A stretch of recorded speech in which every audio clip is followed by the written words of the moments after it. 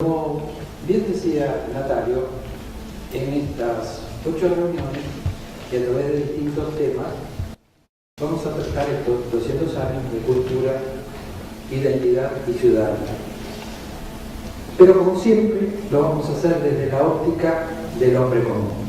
Así que este primer tema, el gaucho, vamos a tratar de enfocarlo desde la perspectiva del gaucho de carne y hueso.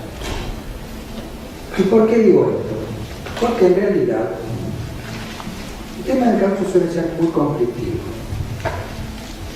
Casi estaría por decir que hay dos gauchos. Uno, el de los textos escolares, y otro, el que recorrió toda nuestra geografía. ¿Y dónde radica esa diferencia? En realidad, el gaucho que nosotros hemos conocido a través de los textos escolares es un personaje, es una creación que tiene sustento en una definición política. Hay un gaucho que tiene nacimiento por finales del siglo XIX y que es el que nosotros conocimos. ¿Y por qué nace ese gaucho? ¿Cómo era ese gaucho personal?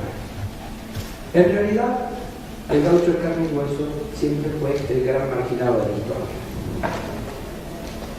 El hombre que, como alguna vez definió Sarmiento, representaba la barbarie. Hay una frase de Sarmiento muy efectista que plantea civilización o barbarie.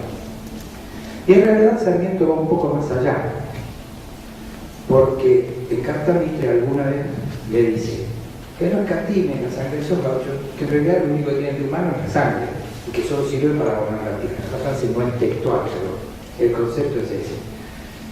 ¿Y por qué entonces ese marginal de la historia se transforma en el arquetipo de la nacionalidad? Bueno, simplemente porque en la Argentina se había producido una transformación más que política económica. En realidad, luego la Guerra de Rosas, lo que se implementa es un nuevo modelo económico. Modelo económico que lleva a que nuestro país se integre a la entonces primera potencia del mundo, a Inglaterra. Y ese lugar que nos toca es el del proveedor de materia prima. Que la materia prima que le mandaba Inglaterra era cereales, Argentina se ganó el mundo, y lana, o sea, ovejas. Y al gaucho no servía para esas cosas. Entonces comienza su última etapa, su desaparición física, porque en realidad iba a ser sustituido por el inmigrante. Entonces, se crea un arquetipo de nacionalidad para oponer al inmigrante, porque el inmigrante que vino, esto es, los abuelos de la mayoría de los que estaban, no era justamente lo que la clase dominante quería. Entonces, había que oponerle a ese inmigrante que empezaba a ponerse difícil un arquetipo de nacionalidad. Y ahí se creó el gaucho. El origen del gaucho, y mucho más difícil saber qué representaba. Pero para esto hay algunas cuestiones que son centrales. La primera cuestión tiene que ver con la llegada de Pedro de Mendoza a estas tierras. Llegan al norte para fundar el puerto y luego la ciudad de Asunción. Y ahí los españoles que habían acompañado a Garay se van a encontrar con las indias guaraníes, esbeltas, y el que menos tenía era 6, y el que más tenía era 40. Esto llevó a Martín del Barco Centenial a hablar de esa zona como el paraíso de Mahoma. Claro, hombres necesitados, indias amigables, y se termina formando una gran clase social que pomposamente se llaman los mancebos de la tierra, que no son otra cosa que mestizos, y son los que acompañaron a Garay a la fundación de Santa Fe y luego de Buenos Aires. Entonces ya tenemos en Buenos Aires los caballos, los mancebos de la tierra que llegan, y con Garay llegan vacas. Y si bien Buenos Aires no era una ciudad donde se conseguía alimentos fácilmente, y esto le había pasado a la expedición de Mendoza, sí se adaptan perfectamente las vacas. Entonces, caballos, mancebos, vacas, permiten que esa gente pueda vivir en absoluta libertad. Esto es el origen de la aparición de una clase de desplazados. Allí existe, y allí aparecen los primeros gauchos. Hay nociones, hay escritos españoles de 1601 donde ya se habla de mozos perdidos, y en 1617 ya se habla de vagabundos, y no son otra cosa que los gauchos.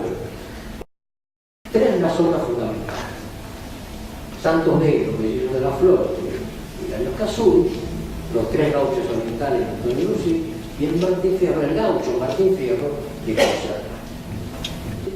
Un fenómeno muy interesante, que es la explosión de la prensa periódica. A partir de la década del 70 comienza una explosión, una enorme, digamos, creación de periódicos y de mayor tirada de los que estaban, de tal manera que la Argentina, en 1885 más o menos, está ubicada en el cuarto lugar en el mundo por la cantidad de periódicos que se publican.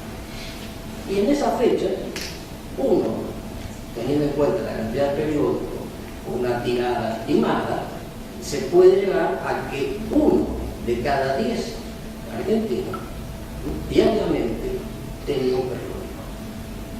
Entonces, hay ciertas, digamos, por supuesto, en Buenos Aires más que el. ¿Qué pasaba con los libros? También, viendo lo que comentan los libros, Rubén Darío, que vivió entre 1893 y 1898 en Buenos Aires, decía que los libros que le editaron se editaron gracias a que unos amigos pagaron, pero que editores no había.